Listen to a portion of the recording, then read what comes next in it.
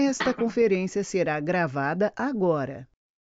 Os avisos iniciais, para todo mundo colocar o nome completo, porque a gente está validando a presença através do nome, que a gente cria um relatório através do aplicativo, ver a hora que você saiu, que você entrou, e ver quem ficou até o final. Quem ficar até o final de cada dia ganha 4 horas.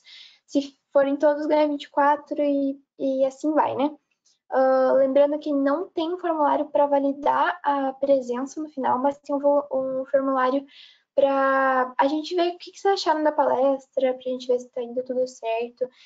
Uma avaliação. E vocês podem, se vocês puderem responder, 1 minutinho ou 2, assim, a gente não pede identificação nenhuma, é opcional, assim, e anônimo. E lembrando que para fazer, vocês podem fazer perguntas no chat. Fiquem bem à vontade de pedir em qualquer momento, que a gente vai encaixando as perguntas, ou a gente pergunta tudo no final. E é muito importante que vocês façam perguntas, porque é através dessas perguntas que a gente vai guiar o caso clínico. Eu gostaria de agradecer a todo mundo que me ajudou a organizar esse evento. O Heitor e a Ana Carolina, eles foram os organizadores desse dia, do dia de GO, né? E eu gostaria de agradecer os dois por me ajudarem. A todo mundo dos outros dias, todos os coordenadores que já apareceram aqui também, que nos ajudaram. A doutora Fernanda por se disponibilizar e estar aqui conosco hoje. E para iniciar e não ficar enrolando, eu vou gostaria de chamar o Heitor, que ele vai apresentar a doutora Fernanda pelo currículo dela. Então, a doutora Fernanda Gir de Fraga é médica formada em 2014 pela Escola de Medicina da Pontifícia Universidade Católica do Paraná. Realizou residência médica em ginecologia e obstetrícia no Hospital de Clínicas da Universidade Federal do Paraná, em Curitiba. Iniciou mestrado no Departamento de Tocoginecologia da UFPR em 2018, com pesquisa na área de transtornos do humor na gestação e no pós-parto. Trabalha em consultório com foco em saúde da mulher, atendendo as áreas de ginecologia geral, obstetrícia e saúde mental. Professora no Departamento de Tocoginecologia da UFPR e vice-coordenadora da disciplina de infecções de transmissão sexual. Tesoureira do Grupo de Língua Portuguesa da Sociedade Marseille Internacional para a Saúde Mental Perinatal. Então, vou passar a palavra para a doutora Fernanda e uma boa palestra. Muito obrigada, pessoal. É uma honra estar aqui falando com vocês e ter sido lembrada, né, para a gente conversar sobre casos clínicos em ginecologia. Espero que vocês estejam preparados aí para uma imersão. Brincadeira, não é bem uma imersão, mas eu acho que vai dar para a gente englobar bastante coisa da ginecologia, né? A ginecobstetrícia é uma área muito ampla, mas eu acho que toda vez que a gente tiver a oportunidade de ir falando alguns aspectos, a gente tem que aproveitar. Então, vamos começar. Eu dividi em 2 casos clínicos, basicamente, né? Então, vamos começar aí com o caso 1. Como a gente está fazendo essa aula online, né? É mais difícil a gente se manifestar ali, né? Pelo microfone e tudo mais. Então, eu peço que vocês vão refletindo, né? Com relação a alguns questionamentos que eu faço durante os casos, né? E depois a gente, por favor, mandem as perguntas. Quando acabar esse caso, a gente responde as perguntas do primeiro caso e depois as perguntas do segundo caso. Então, o caso 1 tem um título, é só um corrimento. Então, eu peço que vocês imaginem, eu acho que aqui tem uma grande parte que ainda não vivenciou, né? Não está no internato, não fez estágio de gineco, mas já deve ter ouvido falar em maternidade e tudo mais. Então, na maternidade, a gente pode receber pacientes, né? Ali, vamos falar pensando em SUS, principalmente. A gente pode receber pacientes, geralmente, né, só as obstétricas, mas alguns casos de emergências ginecológicas a gente também atende. Então, imaginem que vocês são residentes ou internos e estão no PA da maternidade às 4h30 da tarde. Vocês recebem a senhora ADZ, de 40 anos. Ela vive em situação de rua há 2 anos. Ela é trazida para a gente pelo FAS, que é a Fundação de Ação Social, porque na noite anterior ela havia recebido acolhimento devido ao frio. A enfermeira da triagem, ela pergunta se você pode abrir ficha, se ela pode abrir ficha para que você realize o atendimento. Veja, isso eu coloquei aqui porque muitas vezes, porque serem queixas ginecológicas muitas vezes não é uma emergência que a pessoa está em iminência de vida, às vezes essas pacientes elas são orientadas a irem em unidades básicas de saúde ou até mesmo em UPAs, né? Então, por isso que geralmente eu coloquei essa pergunta. O que você faz? Você chega uma pessoa em situação de rua, então, para ser atendida, e o que você imagina? Será que você abre ficha? Será que você vai atender essa paciente ou ela pode ir para a UBS resolver, né? Para a gente saber se abre ou não abre, a gente precisa entender qual que é a queixa dessa paciente, né? Então, os voluntários, eles observaram que a paciente ela apresentou calafrios à noite, além de um odor fétido proveniente das partes baixas, mesmo depois do banho. Só com essa informação, né? E aí, abre ou não abre a ficha? Só com essa informação, calafrios e etc., a gente tem que pensar que essa paciente teve febre. Então, eu acho que é bem importante a gente atender ela, né? Por quê? Porque é uma paciente em situação de rua, se for para esperar para ir numa unidade básica de saúde, tudo isso a gente tem que pensar, né? Qual que é a dificuldade? Ela pode pegar e ir embora do abrigo e a gente perder a oportunidade de tratar ela, né? Então, às 5h15, mais ou menos, chegou a ficha. Elas até se desculparam porque elas demoraram para fazer o cadastro porque a paciente estava sem documento. Então, eu coloquei isso para vocês verem que é uma realidade, né? E quais que seriam os próximos passos, então? O que a gente teria que fazer com essa paciente? Começamos ali com a anamnese, né? Então, ela tem uma dor abdominal em baixo ventre, corrimento fétido há 15 dias, ela conta. E às vezes ela tem um calafrio. Na história mórbida atual, ela vive essa situação de rua, toma pouco banho, etc. E ela conta que ela foi diagnosticada com HIV, só que ela não trata. Ela também é usuária de crack há 2 anos, sendo que nos últimos 3 meses ela usa crack todos os dias. E foi vítima de diversas agressões sexuais, inclusive, na rua. Vamos ter que examinar essa paciente, certo? No exame físico de chegada, ela está com uma PA de 100/60, uma frequência cardíaca um pouquinho aumentada, 25 movimentos respiratórios por minuto, está com 38,5 de temperatura, né? Então ela está com febre e tem dor à palpação difusa do abdômen. A gente precisa fazer o exame ginecológico nessas pacientes. Quando nós vamos fazer o exame ginecológico, a gente coloca a paciente na posição de litotomia, que é essa que vocês estão vendo ali com os pezinhos, né? E a gente insere um espéculo vaginal, com o objetivo de enxergar o cérvix, que nessa figura está escrito, o colo do útero, e olhar as paredes, ver se tem corrimento, ver o que tem de alteração. No exame especular, a gente observou isso. Então, a inspeção externa, né, a vagina está bem, a vulva ali, né, está bem permeada, colocando o espéculo você vê um corrimento com algumas bolhas. Você também tem que fazer um toque vaginal bimanual, que faz parte do exame físico ginecológico. Quando a gente faz esse toque, a gente coloca 1 ou 2 dedos com o objetivo, insere dentro da vagina com o objetivo de sentir o colo do útero e encosta nele. E ao mesmo tempo você palpa pelo abdômen para ver se você consegue sentir o tamanho do útero ou se a paciente tem dor, né? E nessa hora a paciente apresentou dor à mobilização do colo uterino e anexos. Qual que seria a nossa principal hipótese diagnóstica para esse caso? Corrimento, dor abdominal. Alguém tem alguma ideia aí? Já dei o spoiler ali. Tem um delay nesse negócio mesmo que você falou? Então, a gente está falando de um caso de DIP, né? Doença inflamatória pélvica, que é uma infecção muitas vezes subclínica, né? E aguda do trato genital superior por causa da ascensão de micro-organismos. Ela é causada na maioria das vezes pela clamídia e pela Neisseria gonorrhoeae, né? E ela pode ser espontânea, ou ela pode ser através de manipulações, quando a pessoa faz, por exemplo, uma inserção de DIU, uma biópsia, alguma coisa que mexe internamente ali no colo do útero e leva as bactérias da vagina que estão no colo do útero para dentro.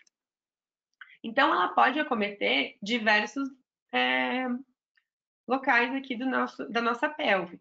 né? Então, desde o colo do útero até o endométrio, que a gente chamaria então de endometrite, ela pode acometer as tubas uterinas e também pode acometer os ovários. Então, a doença inflamatória pélvica, ela vai afetar toda a pelve. Como que é o esquema aqui? Eu acho essa figura bem didática, talvez ela não tenha ficado muito boa. Mas tem uma bactéria ali na vagina, no colo do útero, ela ascende para dentro do útero e ela pode atingir as tubas uterinas e assim fazer uma infecção, e essa infecção ela vai se expandindo. Então, a gente pode ter vários quadros. A gente pode ter quadros de endometrite, que é uma inflamação do endométrio, salpingite, que é uma inflamação da salpinge, miometrite e etc. Quem que pode ter DIP? Quais são os principais fatores de risco? Pessoas que estão com clamídia, pessoas que já tiveram uma DIP têm mais risco de apresentar outra, pessoas com múltiplos parceiros sexuais, mulheres jovens e que não usam camisinha. Qual que é o maior problema de você ter uma doença inflamatória pélvica? Isso pode gerar, ali na tuba uterina, onde está circuladinho em amarelo, vai ter uma inflamação e uma infecção. Isso pode gerar fibroses e aderências. E isso faz com que possa, principalmente se for bilateral, gerar uma infertilidade, porque o espermatozoide ele tem que entrar ali e ele tem que chegar na tuba para atingir o óvulo. E se tiver tudo aderido ali, isso não vai conseguir. Então, uma das principais causas de infertilidade por fator tubário seria DIP. Pode gerar também gravidez ectópica, né? Que é aquele espermatozoide que consegue atingir a tuba, mas a partir do momento que ele se une ao óvulo, eles não conseguem ir para dentro do útero. Então, faz gravidez ectópica ou até mesmo dor pélvica crônica. Como que a gente vai diagnosticar a DIP? Nós precisamos de 3 critérios maiores e um critério menor. Tá? Os 3 critérios maiores são dor no hipogastro, dor à palpação dos anexos, dor à mobilização do colo uterino. Nossa paciente tem todos eles. E um critério menor, temperatura axilar maior do que 37,5 já fecha. Então, a nossa paciente está com DIP mesmo. Mas, pode ter secreção endocervical anormal, alguma massa pélvica, leucocitose, aumento da PCR. Então, esses são outros critérios menores. Tem também alguns critérios mais elaborados, que é quando você faz ultrassom ou laparoscopia. Mas, geralmente, o nosso diagnóstico ele vai ser clínico, certo? A gente pode fazer um ultrassom nesses casos? Pode. E, com isso, a gente pode obter alguns achados, né? Como a espessura da tuba maior de que 5 milímetros, ter septos, sinal da roda denteada no ultrassom, ou até mesmo um abscesso tubo-ovariano, que é uma complicação bem importante. É uma massa inflamatória que envolve o tuba. E isso, né, a gente tem aquela percepção que todo abscesso tem que ser drenado, a gente precisa tratar geralmente cirúrgico, né, de forma cirúrgica. Então, como que a gente trataria essa paciente?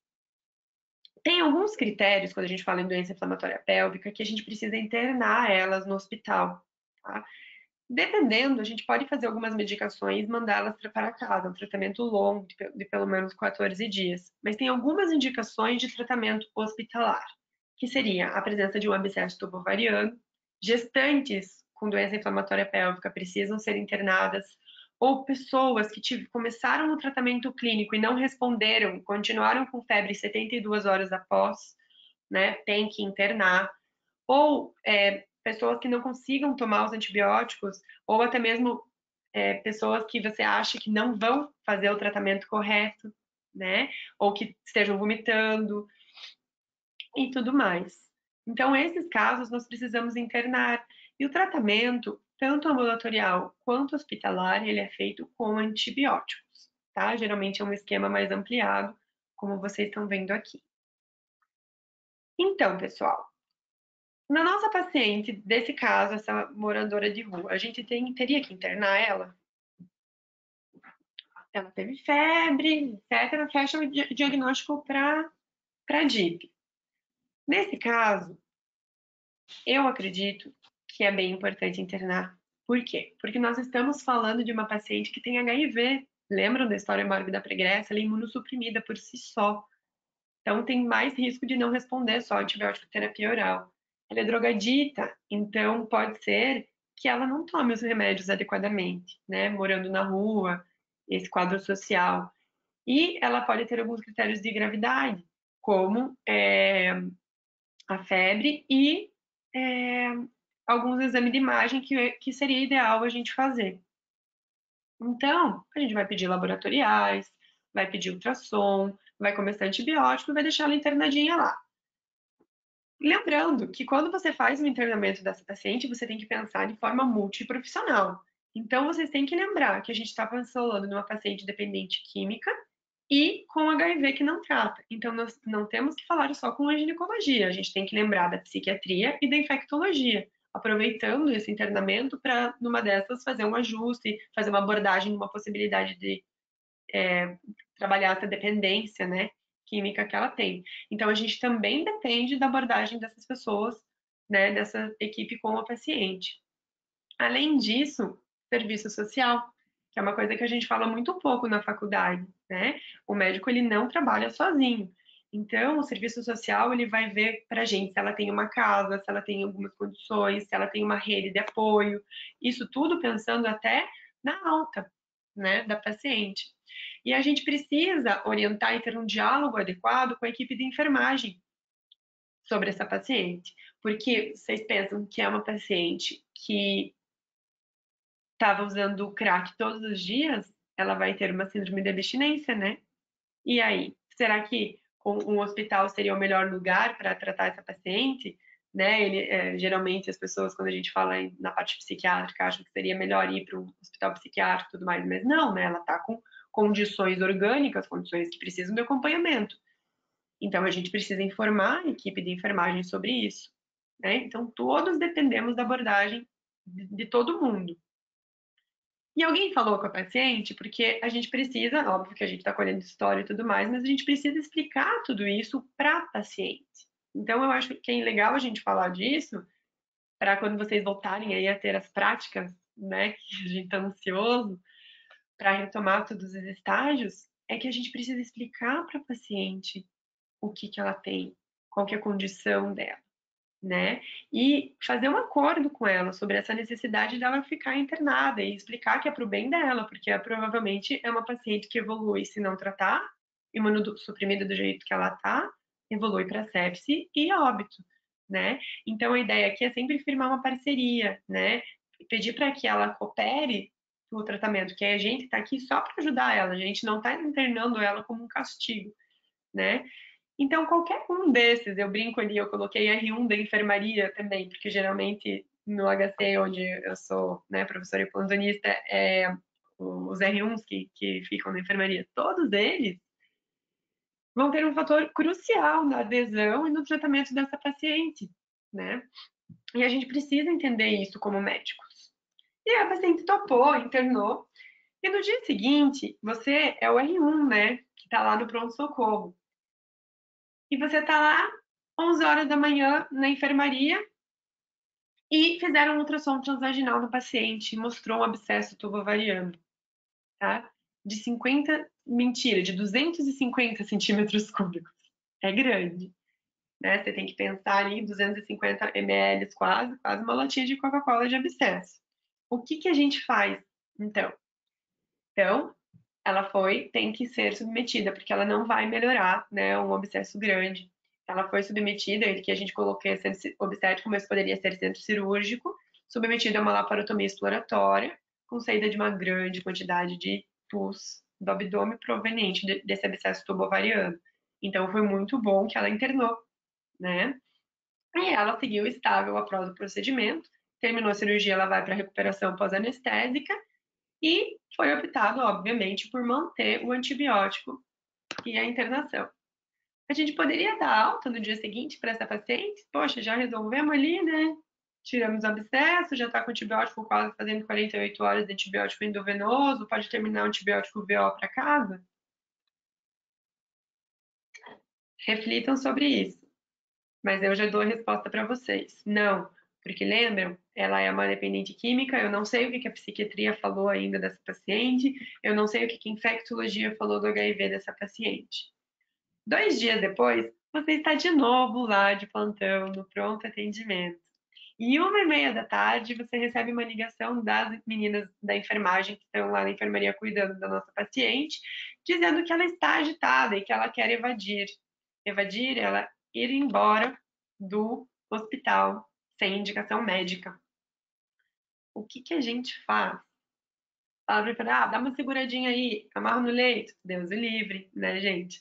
Nós precisamos subir e ir até o local que essa paciente está e conversar com ela, ver o que está deixando ela ansiosa. Com certeza, nesse caso, é uma síndrome da abstinência, né? Conversar com a psiquiatria, ver se a gente pode fazer alguma medicação para melhorar isso e fornecer apoio para ela, mostrar que é importante ela estar com esse tratamento. E o serviço social nessas horas, eles têm uma grande força de ajuda, sabe? Que eles fazem com que a gente saiba mais ou menos o que fazer, às vezes falar com profissionais, né, do FAS, etc. E você tem que explicar para a equipe que está cuidando dessa paciente que a gente tem uma infecção numa paciente imunossuprimida em síndrome de abstinência. Equipe, entendam, ela está mais agitada por causa disso, mas ela não pode ir embora, porque se ela for embora, ela vai correr risco de vida, tá? Então, você precisa dialogar. Vocês percebem que tudo que eu falo é diálogo. Você tem que conversar entre as equipes. A gente não resolve nada sozinha, né? E muitas vezes ela vai fazer um tratamento medicamentoso para essa síndrome de abstinência. Só que o plantão ainda estava rolando. E às 18h45, e aqui eu faço uma brincadeira, que o plantão acaba às 19, acaba às 19 horas. E são 18h45. E eles te ligam dizendo que a paciente está agitadíssima. Aí você fala, espera uns 15 minutinhos, vou trocar o plantão. Tá tranquilo lá? Já estava pronta para ir embora? Não, né, pessoal? Você vai avaliar essa paciente. Você vai ver ela. E quando você chega no leito que você tinha acabado de falar, não tem ninguém. Não tem ninguém no leito. Será que ela foi no banheiro? Aí você procura no banheiro e você não acha. Aí você vai até as meninas da enfermagem e pergunta: cadê a paciente? Eu não sei onde ela tá. E aí você desce, vai lá fora na portaria e descobre que ela pulou a catraca e foi embora. Então ela não aguentou a síndrome da abstinência, apesar de nós termos feito o possível. Todas as vezes que a gente teve uma demanda, nós fomos atrás e tentamos ajudar, né? E ninguém impediu com que ela fosse embora. E isso, de certa maneira, faz com que a gente não se sinta legal. Tente se colocar no lugar, né? São vocês que estão ali. Como que você se sente? Reflitam. Vocês se sentem aliviados? A paciente não é mais um problema, ela foi embora. Você se sente enganado? Poxa vida, ela disse que ela ia cooperar. Eu estava super ali acreditando. Eu fui todas as vezes que chamou. Você se sente com raiva? De quem? Da equipe? Porque você acha que ninguém deu a mínima, ninguém quis ajudar ali? Como que deixaram ela pular com a catraca? Como que não seguraram? Ou da paciente? Não adianta a gente querer ficar ajudando. O que que eu estou fazendo aqui? Por que que eu fui fazer medicina se não, eu quero ajudar e os outros não querem ser ajudados? Né? Ou triste. O mundo está perdido, a medicina não tem mais jeito, pede para sair. Veja, eu falo tudo isso porque você pode sentir tudo isso ao mesmo tempo, ou você pode sentir uma coisa ou outra, quando a gente tem casos assim. E vocês precisam saber que as pessoas, elas nos dão o que elas têm a oferecer. Então, se elas forem informadas, se elas souberem sobre o cuidado, sobre a síndrome da abstinência, elas vão poder fazer mais para aquela paciente, por exemplo. Mas a gente também tem uma questão da paciente, né? É algo que é muito complicado, a gente não está preparado. Eu li quando vocês me apresentaram, vocês falaram, né, que eu sou muito interessada em saúde mental, inclusive, principalmente a perinatal. E a gente vê que é uma coisa que a gente não fala. E nós precisamos falar mais sobre isso, porque está tudo interligado. A parte física está ligada com a parte mental, né? Com uma paciente que evade, que vai embora, no caso dela, a gente precisa lembrar de notificar, né? Fazer uma notificação, fazer uma carta, escrever no prontuário, conversar com a equipe, porque é uma paciente que pode ir a óbito, E aí, quem que está responsável? Era você, né? Então, você precisa deixar muito bem registrado todas as suas tentativas e tudo que você fez para tentar ajudar essa paciente. E avaliar a possibilidade de treinamento, porque quando a gente pensa e está falando sobre pacientes mais difíceis, muitas vezes a gente vai encarar esse tipo de paciente no pronto-socorro, né? Os estudos, eles mostram que pessoas com alterações do humor, por exemplo, elas vão muito mais em emergência do que se elas estivessem estáveis. Então, treinar equipes seria uma coisa bem importante. E pensando aqui nesses casos, a gente tem que lembrar das falhas desse sistema. Falta de empatia. Muitas pessoas têm empatia, mas a gente sabe hoje, cada vez mais nesse tempo de pandemia, em que muitos têm uma dificuldade muito grande com o isolamento social e distanciamento, a gente reflete um pouco sobre empatia, né? Mas como profissional de saúde, nós precisamos ter empatia. Preconceito, poxa, uma drogadita de rua, ai, se ela for embora é menos uma paciente para me incomodar no plantão. A gente não pode pensar dessa maneira, né? E um grande problema que nós enfrentamos, que é a ausência do centro de internação, né, para drogadição. A gente tem o CAPS, mas às vezes o CAPS não funciona, isso depende da paciente e tudo mais. E aí a gente tem que lembrar que a equipe, ela tem que ter paciência, tem que saber afetar a relação saúde mental, doença orgânica e às vezes raiva, né? Saber acolher.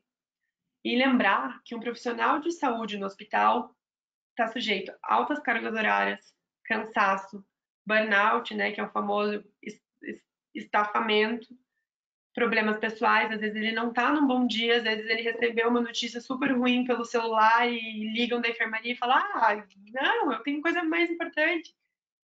A gente tem que lembrar disso tudo. Então, qual que é a importância? Isso, muitas vezes, faz com que o paciente ele seja um problema. E a gente tem que tirar essa visão. Isso tudo, quando você está cansado, quando você está nervoso, quando você está ansioso, você pode pensar que o paciente é um problema.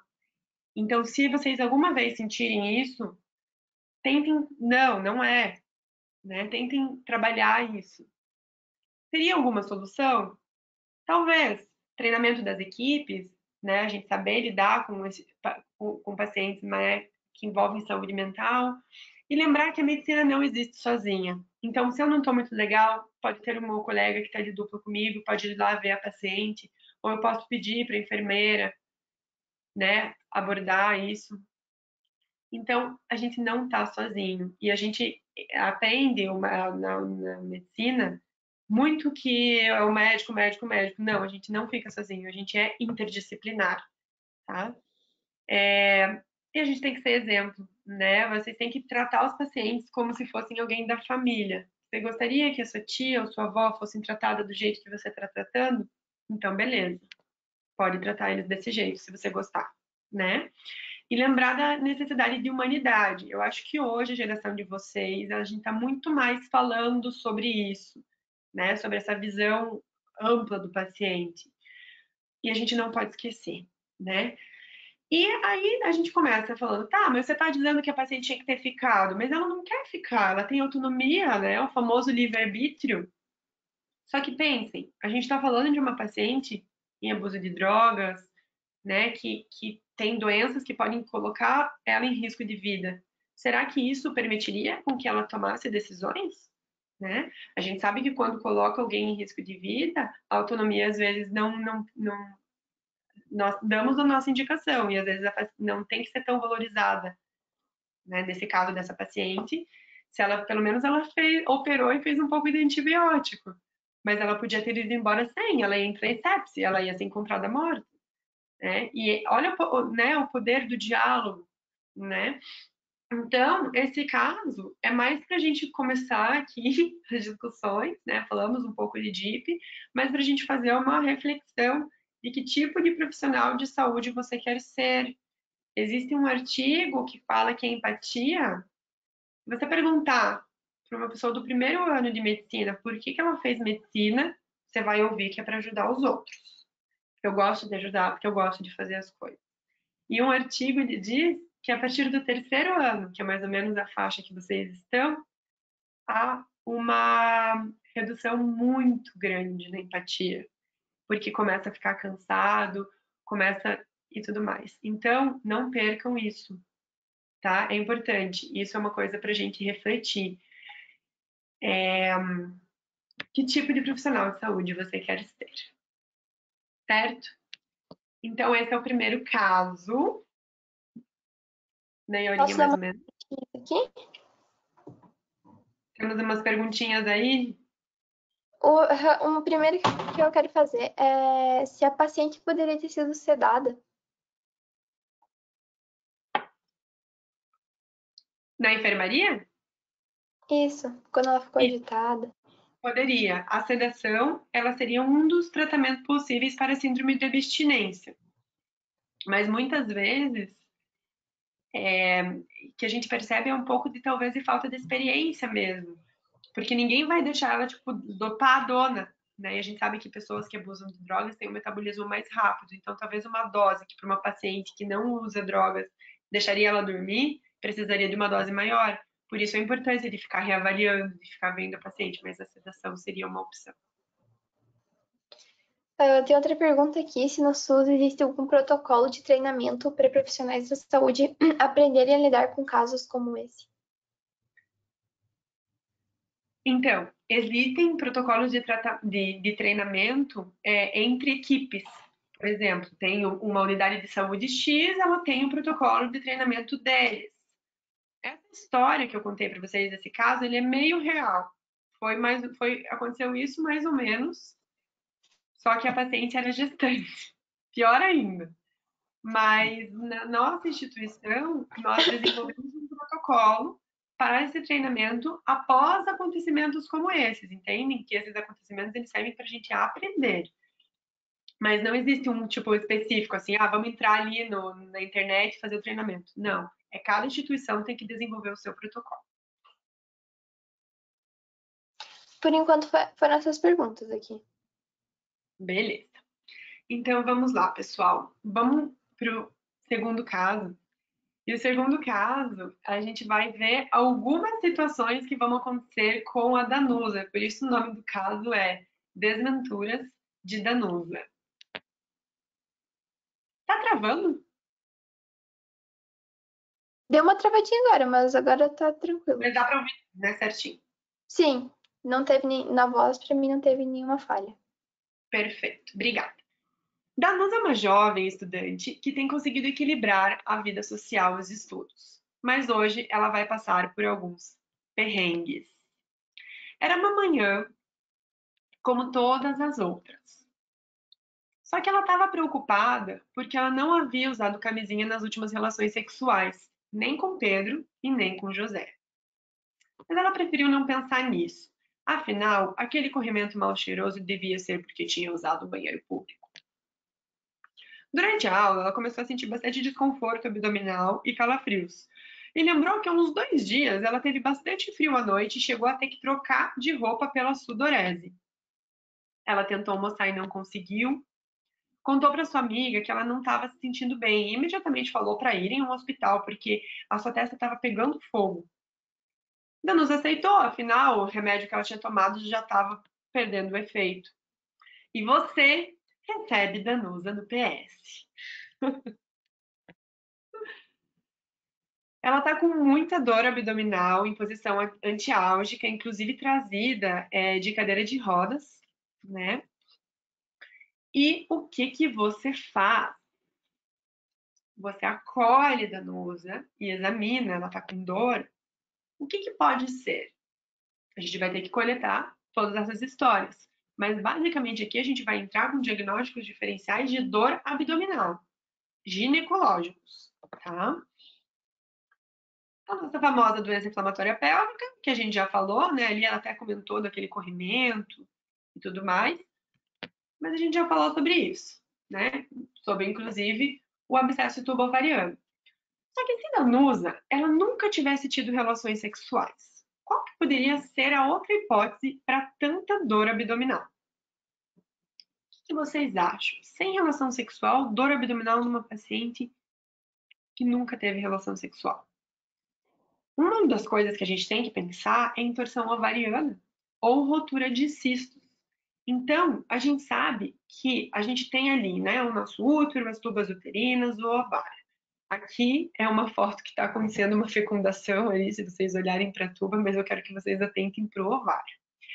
O ovário, gente, ele pode ter, aqui essa fotinha é boa, ó, o normal, ou ele pode ter cistos, sejam cistos com né, foliculares, etc., ou cistos hemorrágicos, que são cistozinhos que às vezes eles têm, que formam sangue.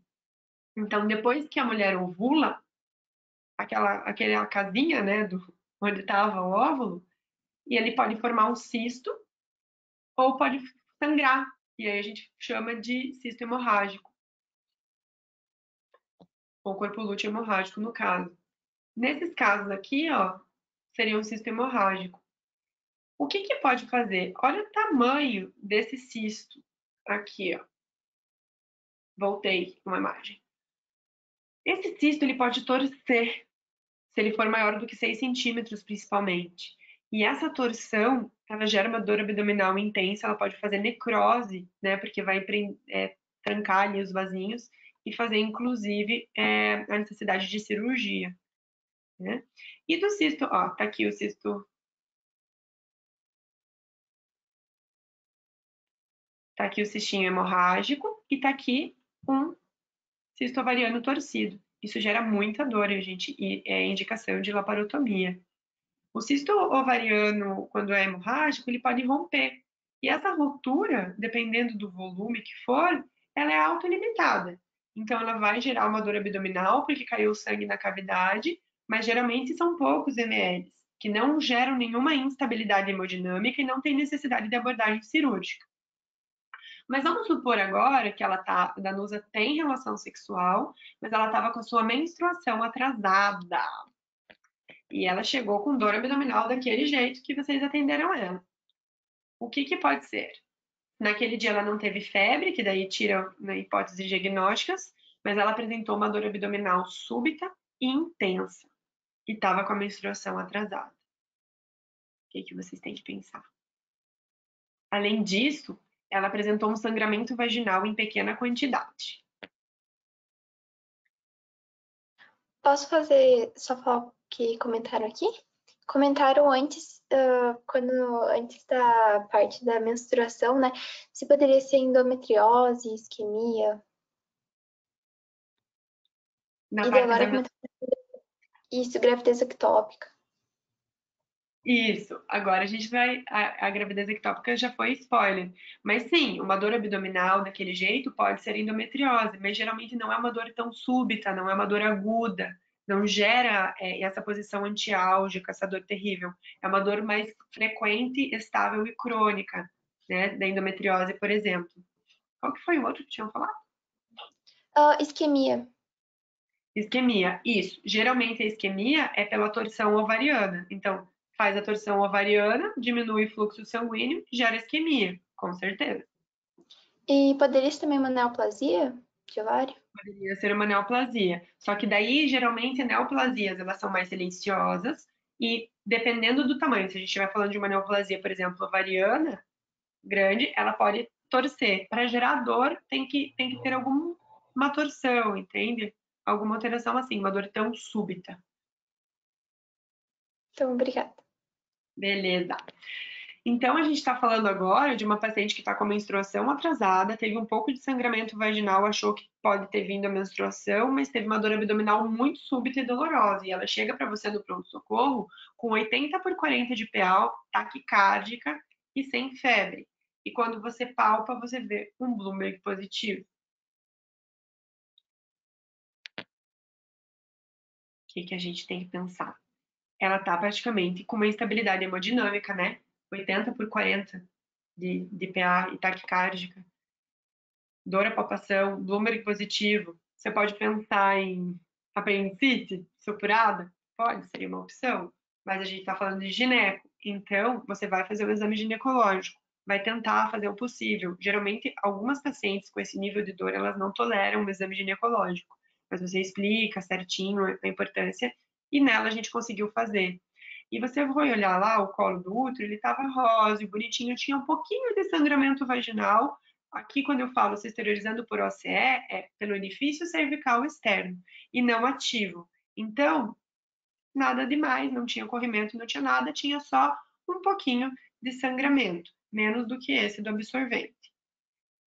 Só que no toque, ela teve muita dor, a mobilização do colo de anexos. Só que vejam, não é DIP, porque não tinha corrimento. Então, o que isso pode ser? A gente chama essa muita dor, a mobilização, de grito de Douglas, de tão intensa que foi essa dor. O que pode fazer essa dor?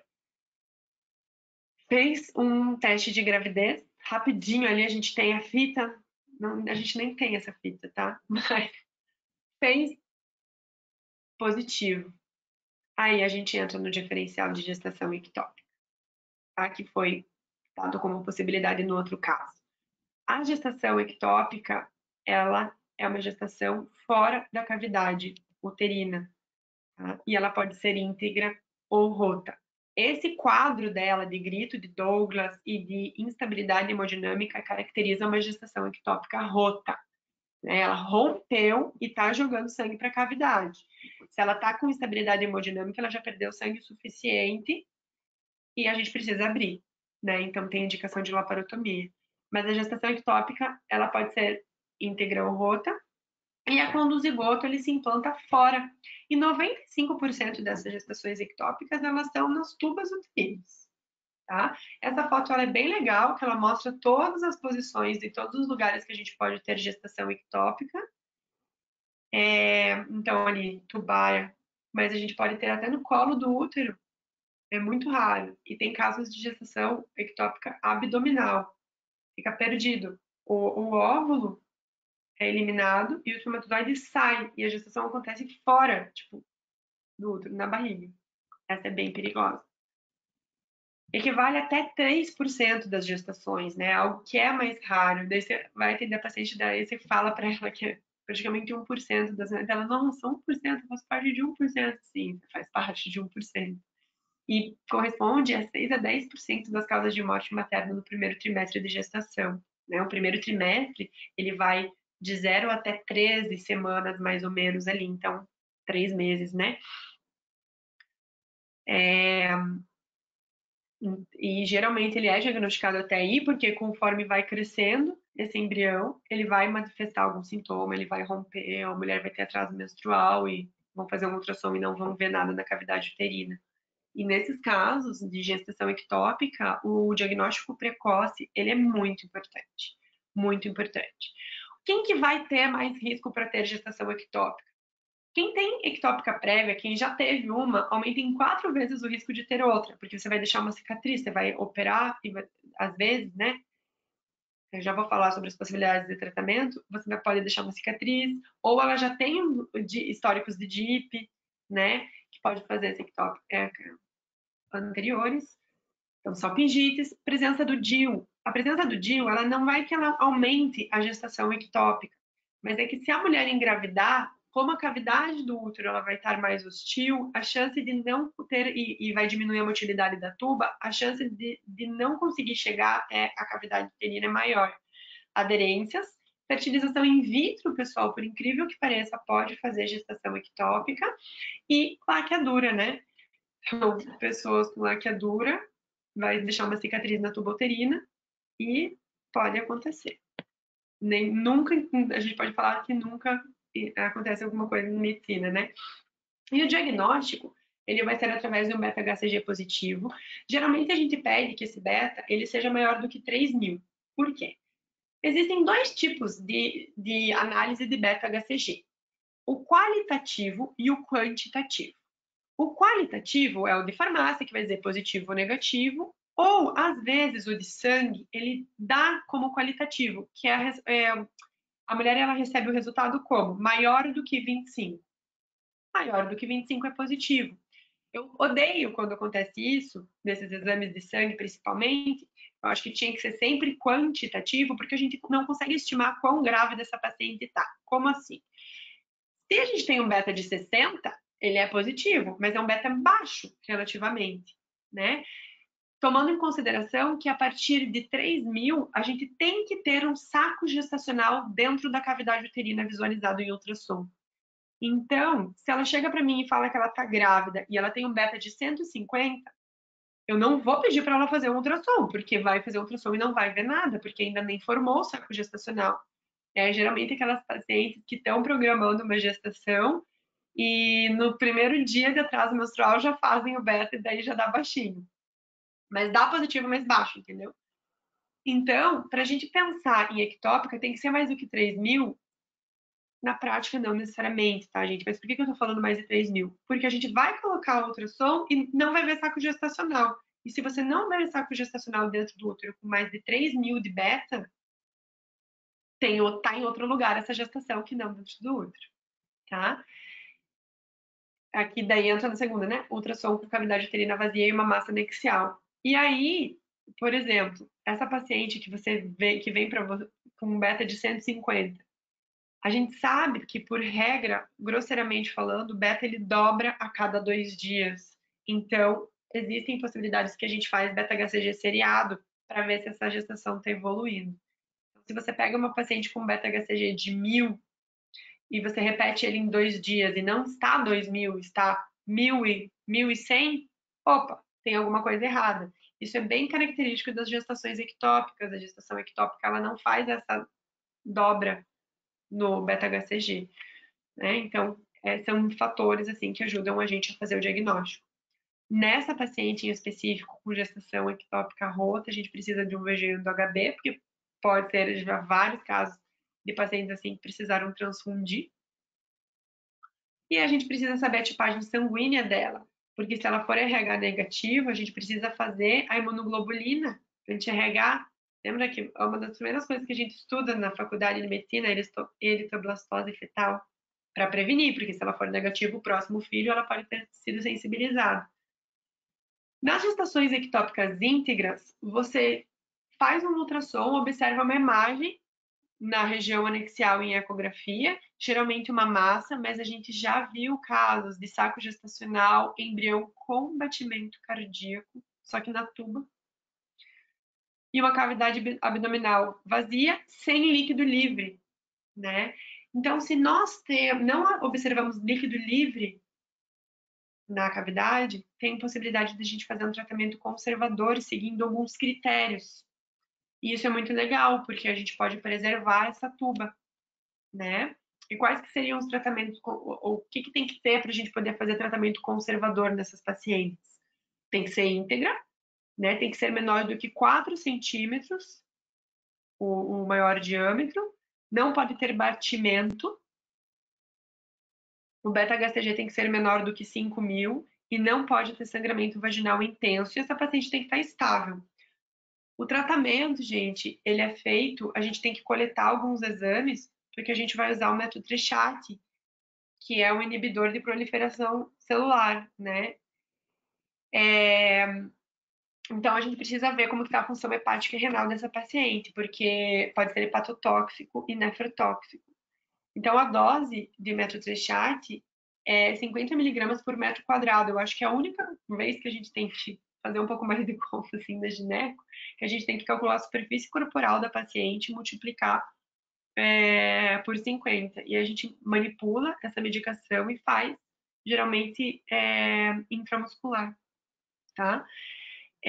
Quando a gente faz essa aplicação, a paciente preenche todos os critérios bonitinho, bem informada, a gente tem que ver de novo essa paciente e coletar um novo beta-HCG no 4º dia da aplicação.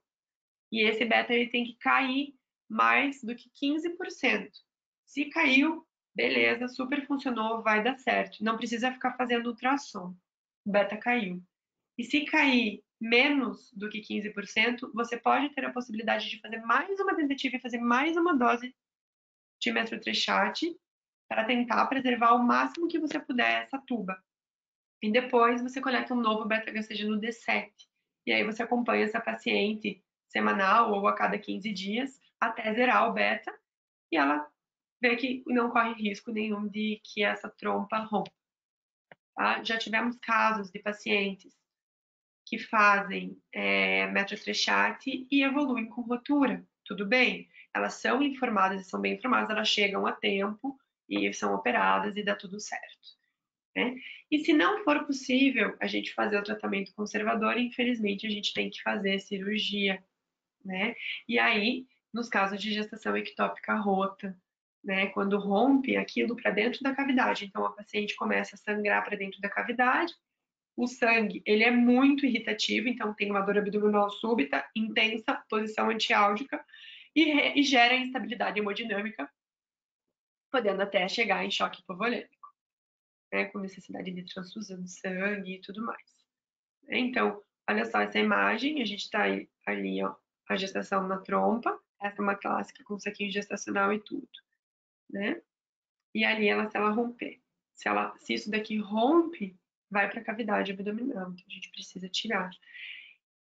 Eu falo que a medicina é tão avançada, mas para esses casos de gestação ectópica não existe ainda uma solução. A gente escuta muito das pacientes, poxa, né? Principalmente das que têm batimento, dá uma dor no coração, assim, porque ela fala, nossa, não dá para transportar, né, para dentro do útero?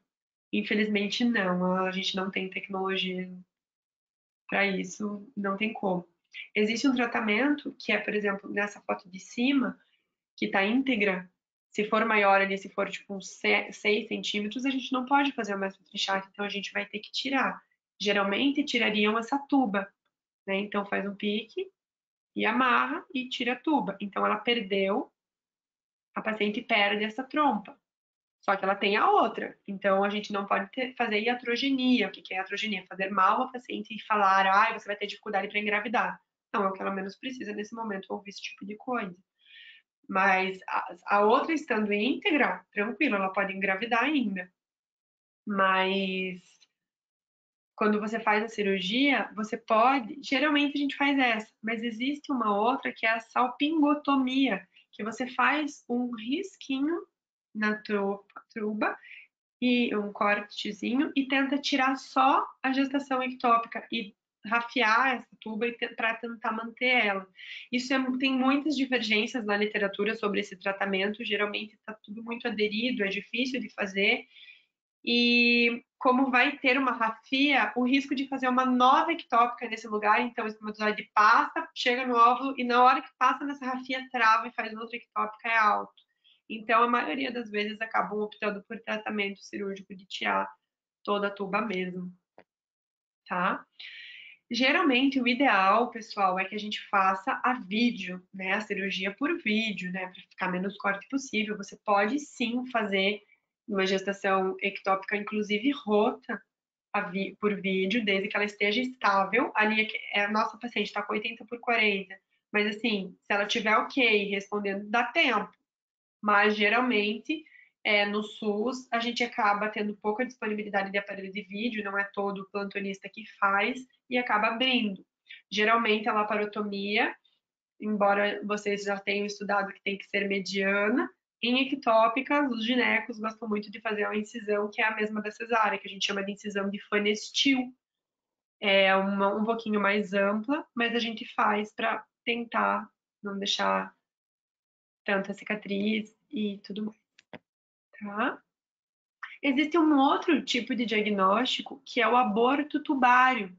Então, são pacientes que apresentam um beta-HCG positivo, uma cavidade vazia, uma massa anexial, né, seja direita ou esquerda, e elas apresentam uma queda no beta-HCG. Então, elas chegam para você com valor de beta, tem essa massa, você repete esse beta-HCG, né, para ver se está aumentando ou não, e cai, mas cai pouco. Por exemplo, elas chegam com beta-HCG de 2.000 e vai para tipo 1.500. Caiu. Poxa, então quando cai, por isso que tem escrito sutileza diagnóstica, porque às vezes fica a imagem ali na ecografia, tem um pouquinho de líquido livre na cavidade, por quê? Porque essa gravidez na trompa que está aqui, ela é expelida pela tuba uterina para fora e ela sai pelas fímbrias. E ela é expelida. Então, preservou a tuba, caiu o beta-HCG. Se é menor do que 1.000 o beta, a gente pode fazer tratamento, inclusive, expectante. Não precisa fazer metotrexate, não precisa fazer nada, só observa. E dificilmente nos casos do aborto tubário, por isso que é importante ter bem bonitinho o diagnóstico formado, para salvar a paciente de fazer uma cirurgia, né? De não precisar operar. Então é importante saber que ele existe, tá? Ó, muitas vezes tem uma imagem ecográfica, pequena quantidade de líquido livre, mas não significa que está rota. Você tem isso na imagem e a paciente está com 13/8 de PA, sabe? Tudo normal, frequência cardíaca de 80 e tudo bem, né? Daí entrando ali na questão do beta-HCG em descenso.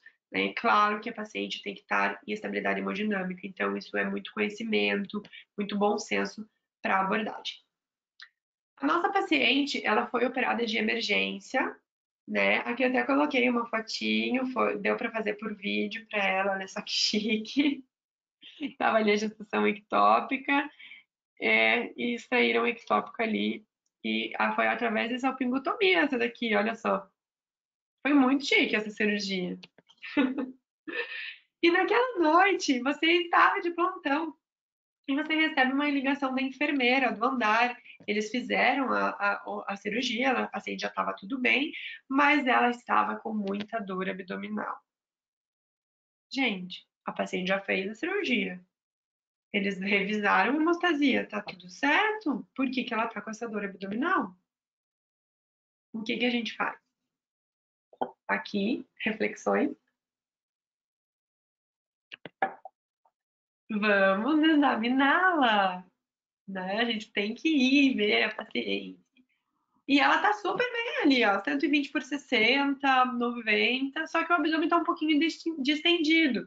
E ela tem muita dor na palpação da região suprapúbica. Meu Deus, será que tinha uma ectópica do outro lado e a gente não viu? Ou será que ficou líquido? Cirurgia por vídeo, né? A gente infla o abdômen, então pode gerar um pouco de gases, mas não, provavelmente distendida por causa disso. Mas ela tem dor na palpação da região suprapúbica. O que que pode ser, gente? Daí você começa a pensar. São 3 horas da manhã, a cirurgia tinha sido 8 da noite. Os colegas que operaram, né? Porque quando interna uma ectópica rota, todo mundo fica sabendo. Eles falaram que o sangramento foi contido, que tinha sido uma cirurgia tranquila, tanto que pode ser, inclusive, por vídeo. O que que a gente está esquecendo de perguntar para a Danusa? Ela está bem, ela está conversando com você.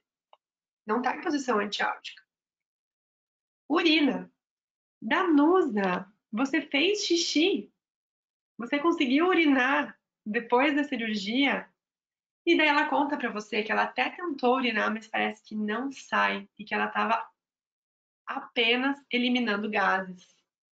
Então, a nossa amiga estava com uma retenção urinária. E você pede para a enfermeira passar uma sonda de alívio e ela elimina 400 ml de urina com melhora imediata na dor abdominal. Ufa! Não precisa operar ela mais.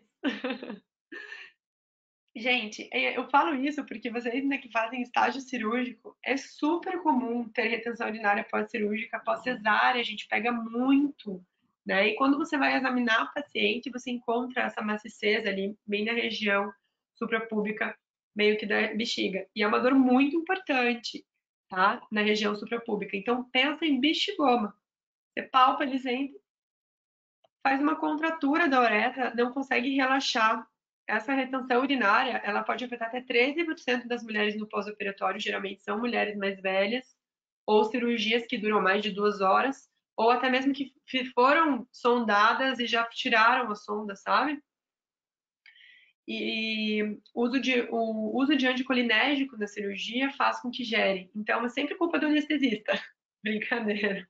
Não é. Mas cirurgias pélvicas podem fazer retenções urinárias, principalmente, ó, aqui, ó, os anestesistas não vão gostar do que eu tô falando. Mas é que quando você faz uma RAC ou uma peri, há um bloqueio dos impulsos nervosos sensoriais, e suprime o reflexo da micção, inibe a contração do detrusor, aumenta a capacidade vesical e não consegue liberar, principalmente o uso de opioides. Mas agora eu vou falar uma coisa que tem uma falha gravíssima aqui nesse caso, que é o seguinte: a cirurgia por vídeo é entubada. Então, na intubação, você não tem tanto risco de ter essa retenção urinária, mas com RAC e peri.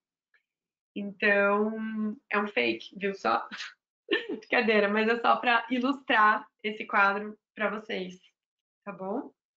E o tratamento é a sonda vesical, né, que vai esvaziar a bexiga. Você pode fazer uma sonda vesical de alívio antes e pedir para a paciente se hidratar muito e observar a urina. E aí, daí 2 horas, você liga e pergunta para a enfermeira se ela conseguiu urinar espontaneamente e tudo mais. É esse o nosso objetivo.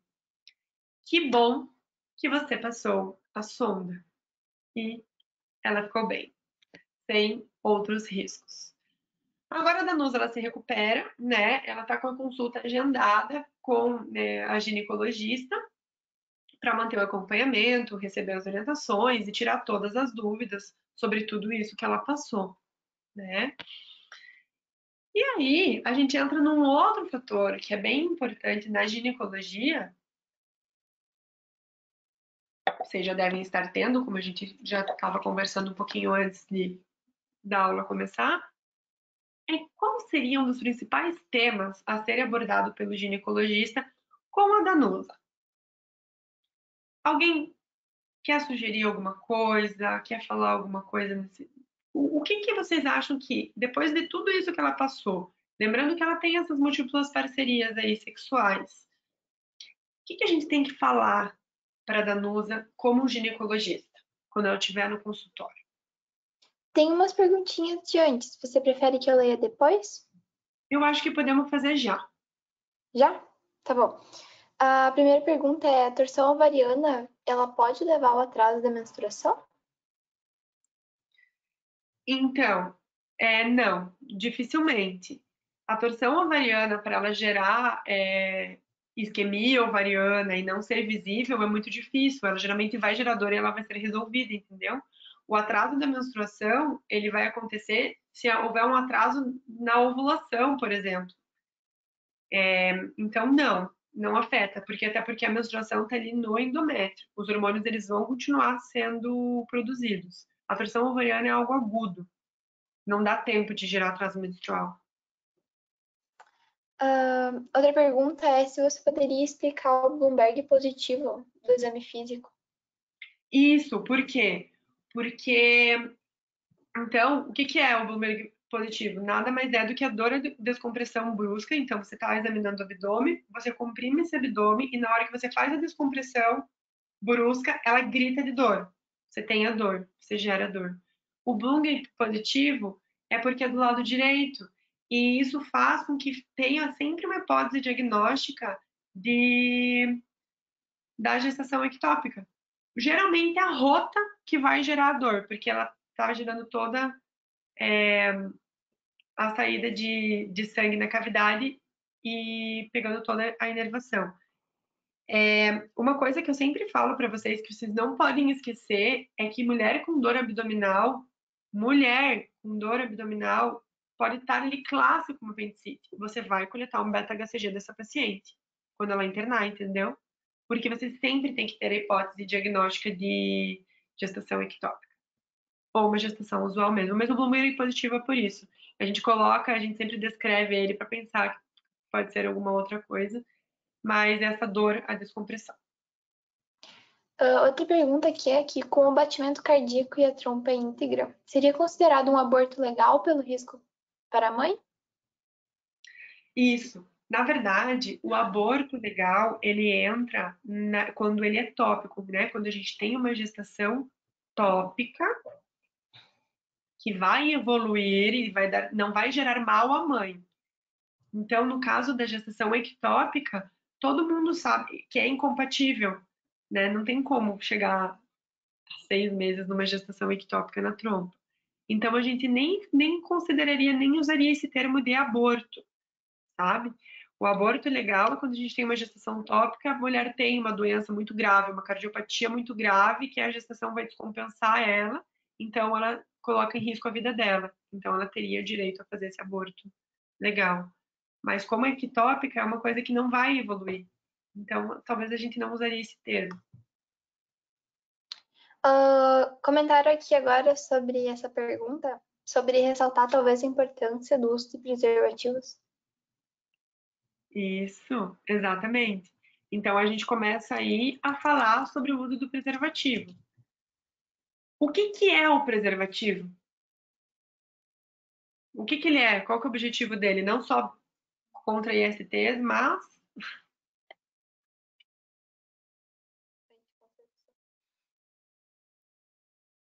Não, ninguém vai falar.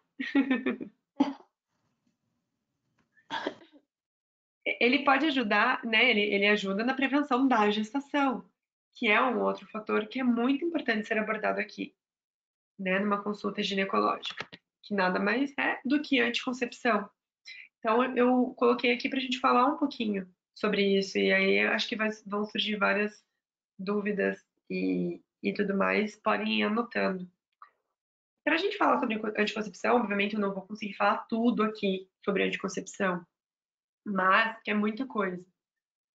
Mas a gente tem que lembrar e partir do pressuposto que como acontece a gestação? Vai lá o espermatozoide, entra pelo cérvice, ele anda por dentro aqui do, do útero, chega na tuba, a mulher vai ter ovulado, vai encontrar ali, dá pra ver, né?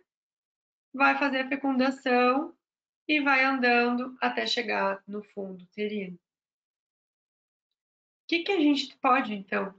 Daí entram todos os métodos contraceptivos. O que a gente pode fazer, então, para a mulher não engravidar? A primeira coisa delas é impedir com que esse espermatozoide entre, que é o método de barreira, que foi muito bem falado ali, o uso da camisinha. Então, a camisinha, pessoal, ela é um dos pilares da anticoncepção. Nós precisamos incentivar o uso dela. Por quê?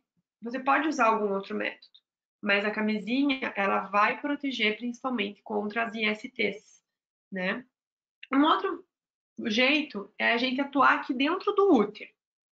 Então, o que a gente pode usar dentro do útero para que a pessoa não engravide? Não estou falando de métodos abortivos, eu estou falando de deixar o ambiente do útero hostil, deixar inadequado, para que esse espermatozoide não consiga nem passar e nem chegar lá na tuba. A gente pode usar ou os métodos hormonais, porque os métodos hormonais, eles inibem a ovulação, mas eles deixam o endométrio fininho. Então, são as duas opções que a gente tem. E aí, ó, tem a parte ovulatória. Como que a gente inibe para a mulher não ovular? Através dos métodos hormonais. Então, eu acho que quando a gente entende esses esqueminhas, fica muito mais claro as maneiras e as possibilidades de métodos contraceptivos que a gente tem. Tem mais uma. A gente impedir com que o espermatozoide chegue fisicamente ali, não precisa ser DIP daí. São os métodos cirúrgicos, né? A laqueadura. Então, corta a trompa, não tem como o espermatozoide passar. Como que a gente vai decidir o método contraceptivo? A gente sempre precisa confirmar a ausência de gestação e a gente tem que informar para a paciente todos os disponíveis. Sempre avaliar o custo, não adianta você prescrever a pílula chiquérrima, maravilhosa, ou o DIU Master Blaster e a paciente não poder comprar. A disponibilidade desse no mercado, recentemente um anticoncepcional que muitas mulheres estavam super bem adaptadas, com a pandemia teve uma falha, um problema na distribuição deles e as pacientes ficaram desesperadas para qual que elas iam usar. Então, sempre avaliar a disponibilidade. Se naquela região que elas estão, vai estar disponível um anticoncepcional que a gente tem em mente. A reversibilidade, o que é isso? Você tem que sempre perguntar para a paciente quando que ela quer engravidar. Planejamento reprodutivo, gente. Anticoncepção nada mais é do que planejamento reprodutivo. Quando que você quer engravidar? Se ela se responder que ela não quer engravidar nos próximos 5 anos, você pode e deve pensar no método de longa duração para essas pacientes. Num LARC, que são os DIUs, que são os implantes, que são métodos muito eficazes, que não precisam que ela fique lembrando que 2 anos, mas que agora já ela não pode de jeito nenhum, você vai, talvez a pílula para ela de comprimido seja melhor. E outra coisa, a reversibilidade. De quando você para de tomar, quando que volta essa fertilidade? DIU, você tirou, tá fértil. Pílula, você parou de tomar, tá fértil. Tanto que quando esquece, pode engravidar só de esquecer, né? Mas existem os injetáveis, por exemplo, as injeções, sejam mensais ou trimestrais. Essas injeções, elas têm uma demora muito grande na reversibilidade delas. Então, se ela tomou 3 injeções trimestrais, 9 meses, e ela não quer mais tomar a injeção, ela decide que ela quer engravidar, do dia que ela parou, ela pode levar até 1 ano e meio para retomar a fertilidade e os ciclos dela. Então, você não vai receitar uma injeção para uma mulher de 34 anos, que pode ser que daqui a 1 ano ela queira engravidar, entendeu? Então, tem que ter muito bom senso e conhecer os métodos para você poder indicar. A facilidade do uso, né? Não adianta você prescrever uma coisa que a pessoa não saiba. Eu já atendi várias adolescentes que vinham querendo usar pílula, mas não sabiam, né? Então não adianta, não vai estar sendo eficaz. A segurança do método, a gente sabe que o único método que é 100% eficaz é a abstinência sexual. O resto é ser 99, 98,5 e etc. Isso é muito importante falar. E a adaptação do casal, né? Existe um anticoncepcional que é um hormonal, que é o anel vaginal, por exemplo. O anel vaginal ele é super legal, porque a mulher ela tem que lembrar uma vez por mês só de inserir ele, mas ele pode ser sentido pelo parceiro durante a relação sexual. Então, se o parceiro começar a reclamar, né, talvez tenha que mudar. Então, a adaptação do casal ao método. E é de livre escolha, gente, os contraceptivos. A paciente ela vai aderir ao método que ela escolher. Não adianta eu ficar insistindo horrores para ela fazer injetável se ela não quiser. É básico, é óbvio, mas é importante falar. Mas então, qualquer mulher poderia usar qualquer método contraceptivo? Not today. A gente precisa conhecer os critérios de elegibilidade para você poder escolher um contraceptivo. A OMS, ela criou alguns critérios, tá? O último é de 2015. São alguns critérios que orientam os profissionais de saúde e as usuárias na escolha do método contraceptivo. Por exemplo, por que a fulana pode usar tal método e eu não posso? Ah, mas a fulana fuma. Isso já influencia a escolha do método. Então, é uma maneira de ficar mais fácil e mais uniforme para a gente poder dar acesso à anticoncepção para todas as pacientes. A OMS, então, ela divide em categorias. Quais que são? Categorias 1, 2, 3 e 4. A categoria 1, você pode utilizar aquele método em qualquer circunstância. E a 2, de modo geral, use. A 3 e a 4, elas falam para você não usar de preferência. Não se recomenda o uso do método, só que você pode na 3 usar se só aquilo que tiver disponível ali para ela. É bem raro isso acontecer. E o 4, o método está proscrito. Ele não pode ser utilizado nessa paciente de jeito nenhum. Então, quando a gente estiver prescrevendo, a gente tem que buscar o 1 e o 2 e fugir do 3 e do 4, tá? Então, vamos dar um exemplo aqui. Ficou um pouquinho fora, eu acho, de coisa ali, o meu quadradinho, mas não tem problema. A fulana de 33 anos é fumante, ela fuma uma carteira por dia de cigarro, não tem outras comorbidades e quer usar o anticoncepcional combinado. O anticoncepcional combinado é a pílula que tem estrogênio e progesterona. E aí, doutor? Ela pode usar essa pílula ou não? 33 anos, fumante. Eu lembro do cursinho que não podia misturar estrogênio com cigarro, que dá trombose, né? A gente coloca ela nos critérios de elegibilidade. Então, aqui é uma tabela, você vai ali e procura idade de 35 anos, na linha reta, na coluna de concepcionais combinados.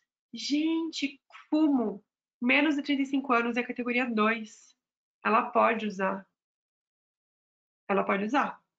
Porém, vai do bom senso. Daqui 2 anos, essa paciente vai fazer 35 anos. E aí, se você descer, você vai ali, idade de 35 anos, vira 3 e 4. Então, vai de bom senso, entendem? Mas se ela tá ali, ok. De modo geral, use o método. melhor do que ela engravidar sem querer. Para critérios de elegibilidade, existem as famosas rodas, né? Então, a gente recebia as rodinhas, a gente podia ficar girando e vendo as principais comorbidades com o uso, mas é claro que a gente está agora no momento de tecnologia e existem aplicativos para isso. Gosto muito desse aplicativo, que é o aplicativo da OMS, né? E é bem fácil. Você entra lá e clica. Por exemplo, aqui eu coloquei que a gente tem uma paciente diabética, tá? E não sei se clicou mesmo. A gente tem uma paciente diabética, cliquei lá. Eu posso usar na paciente diabética? E ele vai me dizer, ó, categoria 2, eu posso usar o combinado, eu posso usar pílula só de progesterona, eu posso usar injetáveis, implantes. Questiona o levonorgestrel, questiona o DIU de cobre. Porque do diabetes eles falam principalmente da questão de possibilidade de alteração do pH vaginal por causa da glicemia e tudo mais, mas poderia ser usado, tá? Então, super legal. A gente precisa avaliar esses critérios para poder decidir o melhor método para paciente. E o que mais que vai influenciar nessa escolha além dos métodos? Então, sempre tenham na cabeça camisinha e os critérios de elegibilidade para eu saber se aquela paciente pode usar ou não esse método. Além disso, o famoso índice de Pearl. Vocês já ouviram falar nele? Ele vai dizer qual que é a eficácia desse método. Lembra que eu falei que 100% é só abstinência sexual? Então, o resto a gente vai fazer através do índice de Pearl, que nada mais é do que o número de gestações em 100 mulheres usando o método por um ano, ou seja, quantas mulheres engravidam usando aquele método por um ano. Quanto menor esse índice, quanto menos mulheres engravidarem usando o método, maior a eficácia. E assim, a gente tem a definição de uso típico e uso perfeito. Se vocês forem olhar nas bulas dos anticoncepcionais, eles vão dizer uso típico e uso perfeito. O que é o uso típico? É quando esse método ele não é usado conforme as instruções. Por exemplo, o que a gente considera para a população geral. A pílula tem que ser tomada todo dia no mesmo horário, mas a meninada esquece. 3, 4, às vezes até 12 horas. Mas isso é o uso típico, entende? E o uso perfeito é eficácia, conforme manda o fabricante.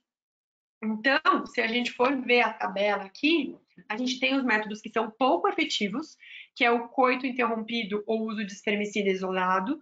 O coito interrompido, gente, ele nem deve ser indicado, tá? Tem muitas pessoas que durante a relação sexual eles têm sem camisinha e quando o homem vai ejacular, ele tira o pênis e ejacula fora. Isso que é coito interrompido. Ele não é eficaz porque, primeiro, geralmente corta a hora do prazer da mulher. Então, primeira coisa que a gente precisa falar. Segunda coisa,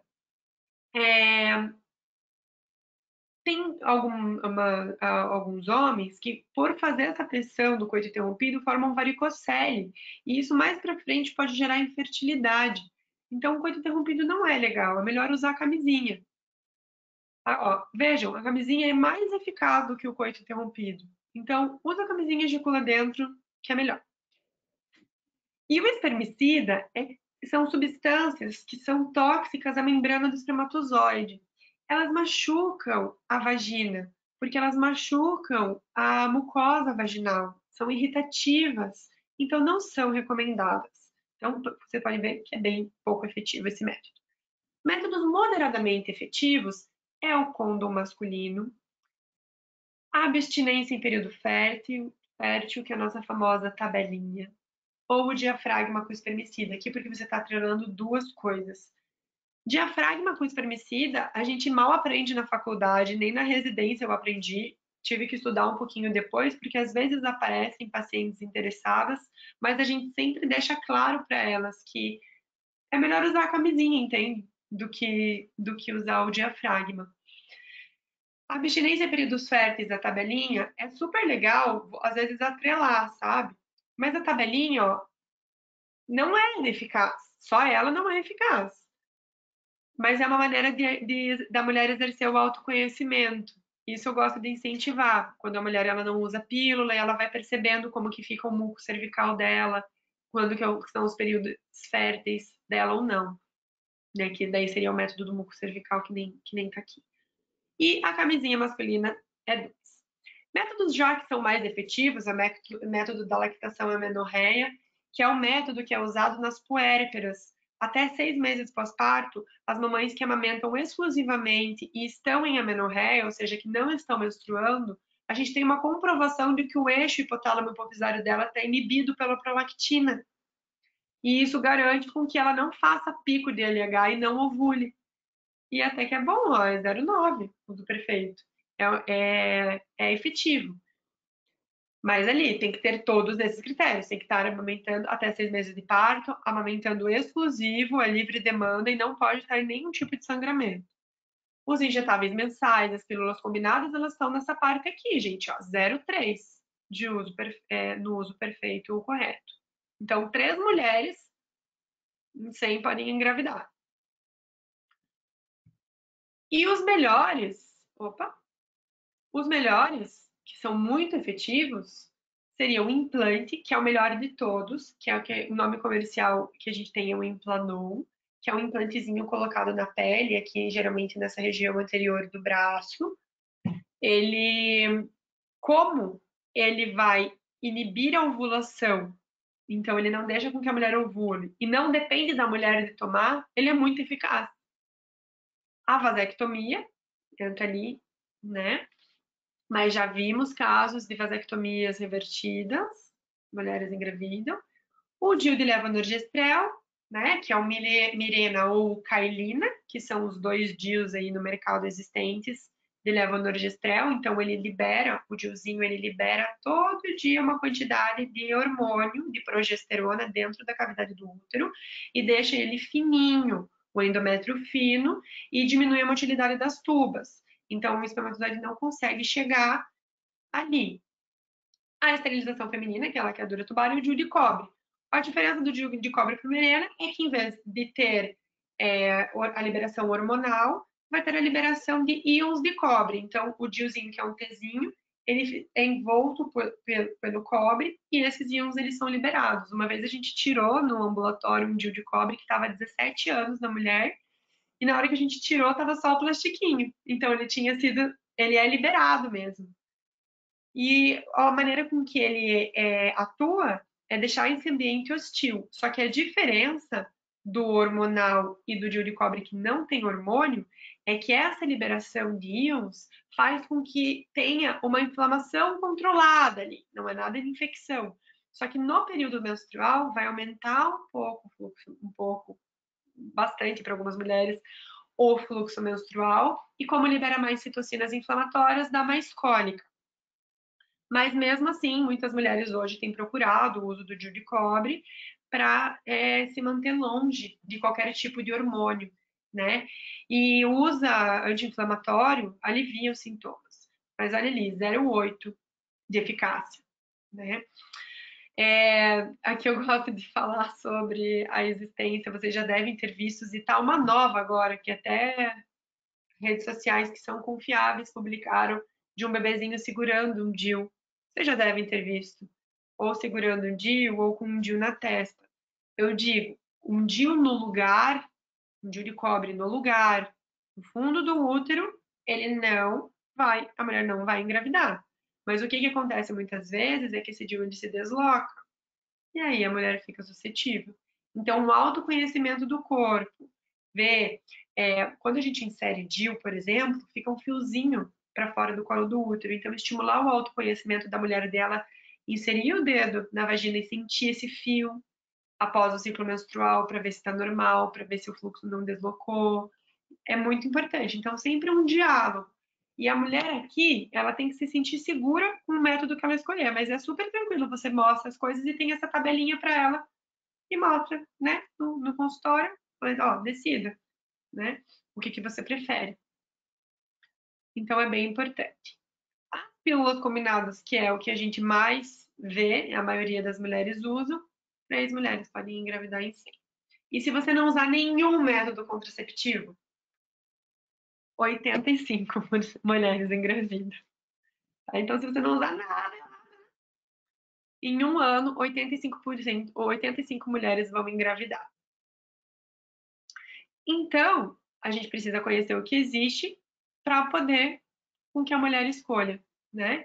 Então, essa é um fluxograma, né, que a gente divide entre métodos reversíveis e métodos irreversíveis.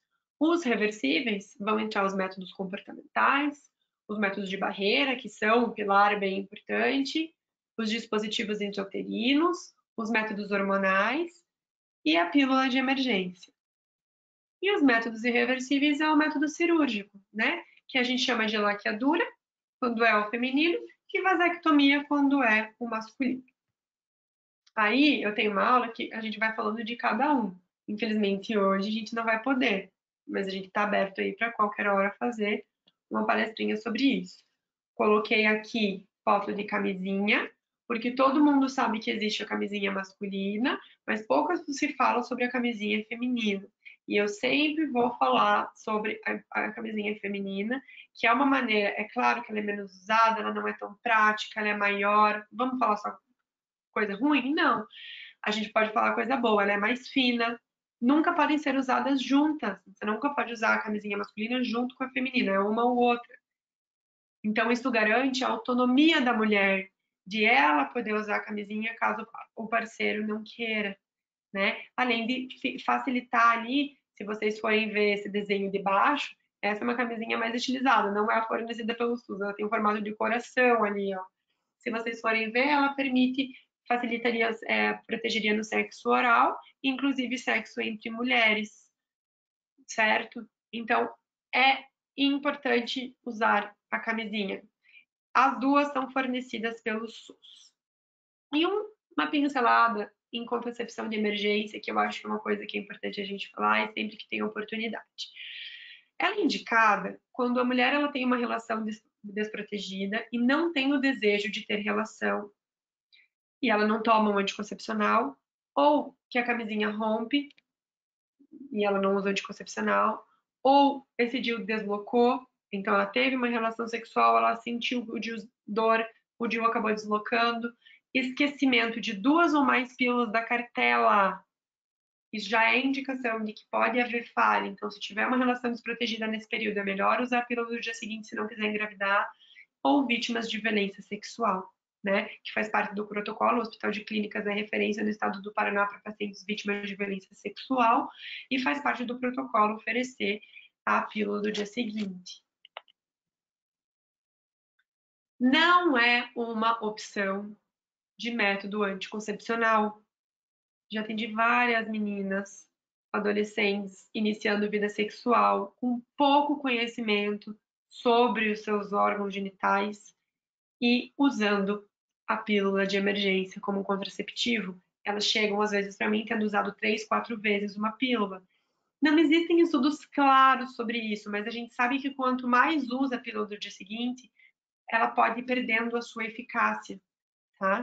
Mas como que é os métodos, os esquemas? Nós temos 2 esquemas principais, que seria o método de USP, que é o método combinado. Então, é uma alta dose de etinil estradiol, que é o estrogênio que é presente nas pílulas, ele é um estrogênio sintético, mais o levonorgestrel, que é a progesterona.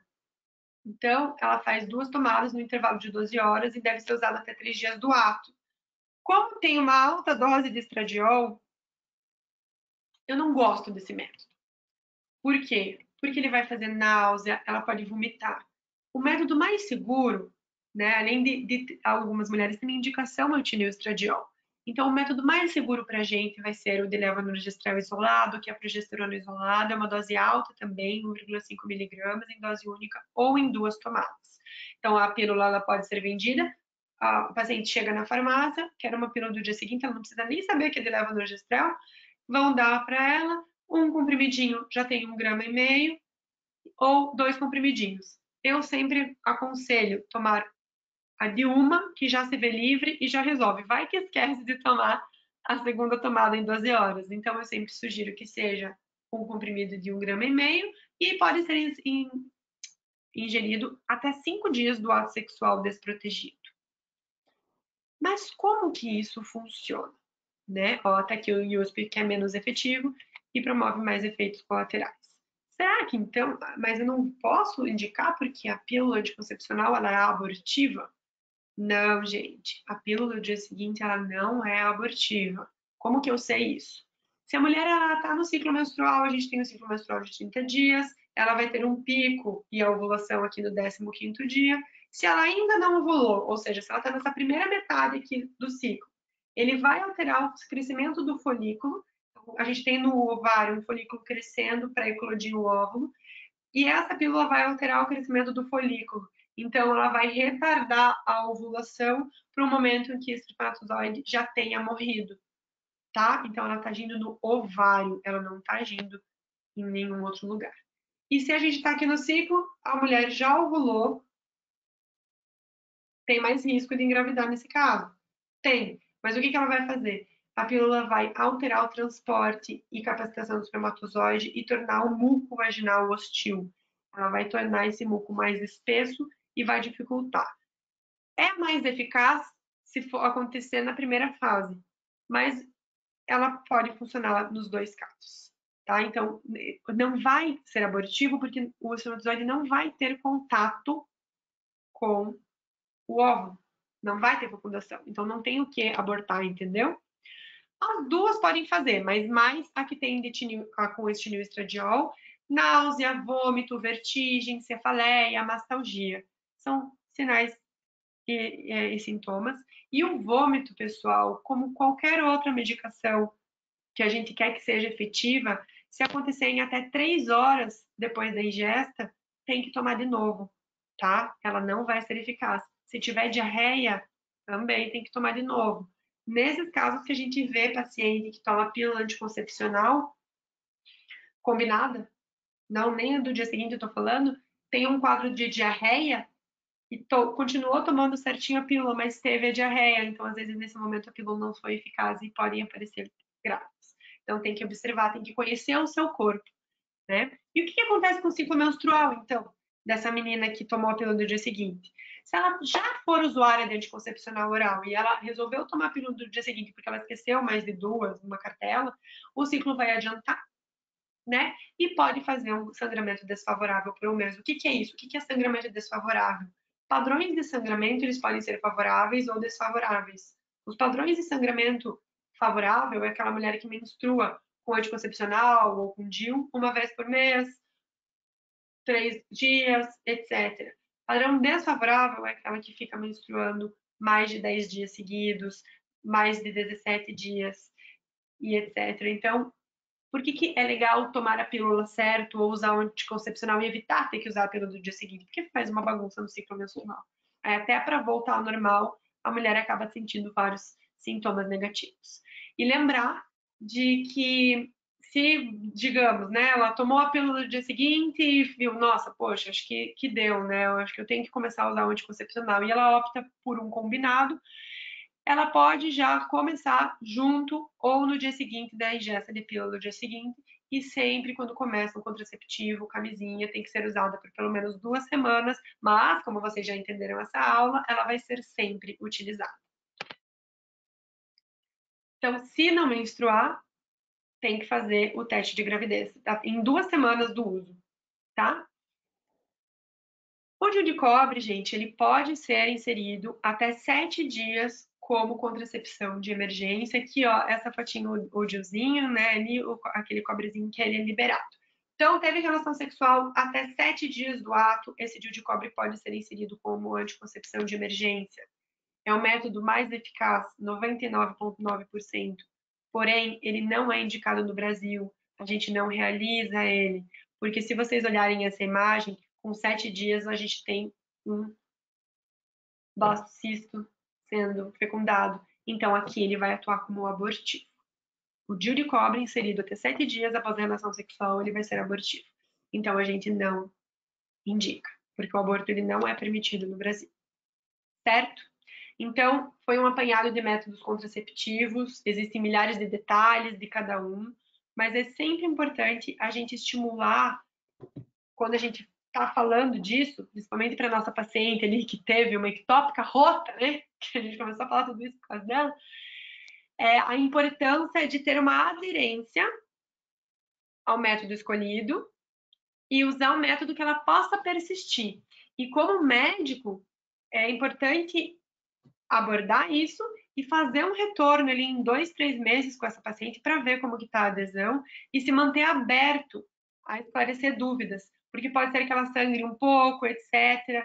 Né? A gente sabe que existem, quem toma pílula pode ter sangramento no meio do ciclo e vai achar que o método não está funcionando, mas está tomando certinho todo dia. O nosso corpo, ele demora para se adaptar às medicações e cada pessoa responde de um jeito. Então, é importante a gente ter esse diálogo com a paciente. Certo, pessoal? Foi Tem duas. isso. Muito obrigada. Surgiram mais dúvidas dessa parte? Surgiram umas perguntinhas aqui. Se essa paciente ela tivesse histórico familiar de TBP, como que ficaria o combinado? Isso. Então, assim, pessoal, histórico familiar não é histórico pessoal, tá? Isso é bem importante. A gente fala isso quando as pacientes chegam preocupadas porque a mãe estão gestantes e a mãe delas não dilata. Elas falam: "Ah, minha mãe, ela não dilata nos partos, então acho que eu também não vou dilatar". Não vou entrar nesse mérito, mas eu quero dizer, histórico familiar é diferente de histórico pessoal. A gente não tem indicação de investigar trombofilias, fator 5 de Leiden, etc., só, a não ser se essa pessoa que teve trombose familiar foi por causa de uma trombofilia, né? E às vezes investigar seria adequado. Só que os estudos eles são muito claros, não tem indicação. Então, se a paciente não tem histórico pessoal, se você vai lá e procura TVP nos métodos de elegibilidade, se ela não teve, não tem contraindicação. E em mulheres que nunca tiveram filhos, a melhor opção seria um mini DIU em relação ao clássico? Então, o mini DIU, ele é menorzinho, né, do que o DIU habitual. Não é o fato de não ter filhos, tá? Isso são duas coisas importantes aqui. Antigamente se falava que não podia pôr DIU em mulher que nunca teve filho. Mentira. Você pode sim pôr o DIU e é o mais indicado em adolescente hoje em dia. Tem pediatras indicando DIU em adolescente. O tamanho do DIU, ele vai. O fato de você ter tido filho ou não, se você tiver um útero com uma esterometria maior do que 6 centímetros, você pode colocar o DIU habitual, entende? Mas se você tiver uma esterometria, que é uma medidinha, você faz isso por ultrassom, ou quando você vai colocar o DIU, você usa o estereômetro. Você mede esse DIU. Se ele for menor do que 6, o mini DIU seria mais indicado para diminuir o risco de expulsão. Mas não é uma coisa absoluta. Pode ser que tenha uma pessoa que nunca teve filho, que tenha uma esterometria de 7. Daí eu posso pôr o DIU normal nela. Se alguém tiver mais alguma pergunta que quiser perguntar, olha agora. De qualquer forma, queria te agradecer, doutora Fernanda, por se disponibilizar estar aqui com a gente, pela aula, por ter feito tanta coisa a mais, assim, sabe? E realmente se interessado em nos ajudar. Foi muito importante para mim, para todo mundo, acredito que a gente aprendeu bastante. Acho que se quiser parar de compartilhar e dar uma olhadinha no chat ali, o pessoal tá agradecendo. Como que eu faço mesmo aquilo? É ali naquele mesmo botão da tela. Eu vou compartilhar eu aqui, daí para contigo, pode ser? Uhum. Tá todo mundo vendo minha super tela bagunçada. Deu, agora parou de compartilhar. Isso, agora tá aparecendo você. Pode clicar no chat aí do lado. Eu gostaria de agradecer também todo mundo que ficou até agora, né? E só comentar sobre. Tem uma perguntinha aqui. Tem mais? Tem uma, se quiser responder. Você Claro, poderia explicar claro, vamos sobre a lá. pílula Ai, obrigada, sobre a gente, pílula. pelo feedback, fofíssimos. Ó, pode Ah, entrar, mandar e-mail se precisar, ou me seguir lá no Insta. Eu confesso pra vocês que eu tenho meu Insta profissional que tá ali, @doutora.ferchir, mas eu não estou conseguindo alimentá-lo, mas eu vou começar a alimentá-lo e vou começar a falar bastante de contraceptivos. Podem me mandar perguntas e dúvidas por ali também. Qual que é a pergunta, meu anjo? Mandado no particular para mim, se podia explicar mais um pouco sobre a pílula do dia seguinte. Sim. Quer saber alguma coisa específica? Vejam, Eu a penso, pílula é mais ou menos aquilo que eu falei, né? Ela não deve ser uma opção contraceptiva, mas ela é um ótimo método de emergência. Então, a ideia que quando eu falo que a ideia é que você não precisa usar ela é que se você planeja ter uma vida sexualmente ativa, você vai usar o método contraceptivo, a camisinha e mais algum, DIU, anticoncepcional combinado, alguma coisa. Pontualmente pode ser necessário utilizar a pílula do dia seguinte? Pode. Não vai acabar com o teu organismo, não vai ser, sabe? Não vai ser horrível, mas é melhor que não use, porque os estudos não são muito claros ainda em se ela, a partir do momento, ela não é mais eficaz, sabe? Não é abortiva, é melhor que essa necessidade de emergência aconteça na primeira parte do ciclo menstrual, então, para não deixar ovular, porque depois que ovulou, o espermatozoide ele é muito rapidinho, então pode ser que ele chegue, né? E eu acho que é isso.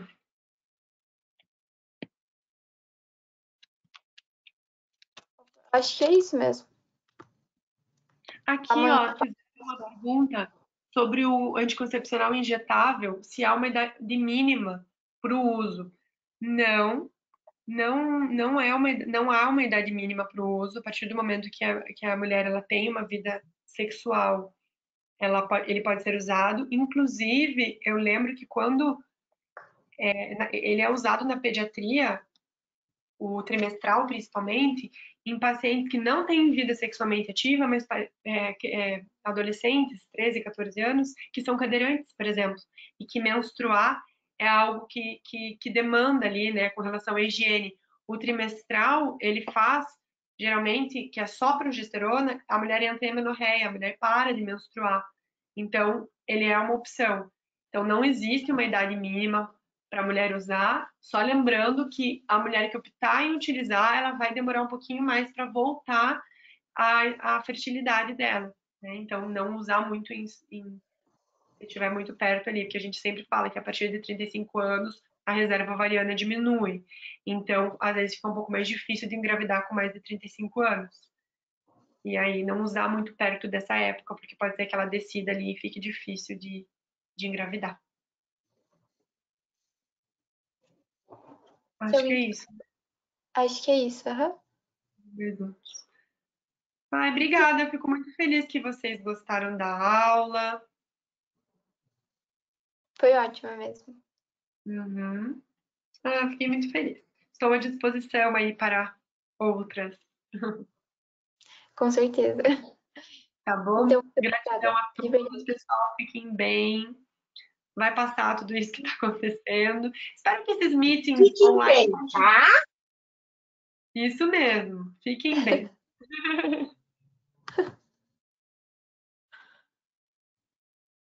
Vai Um passar beijo. isso. Vai fazer... Muito obrigada da última vez. Obrigada.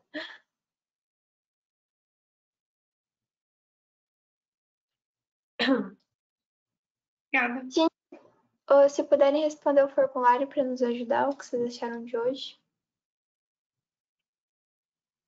Daí eu mando depois os resultados para a doutora Fernanda. Eba, eu quero. Obrigada. Quer? Eu vou sair então. Posso sair? Pode, fica à vontade. Beijo. Fiquem com Deus. Obrigada. Eu também. Tchau.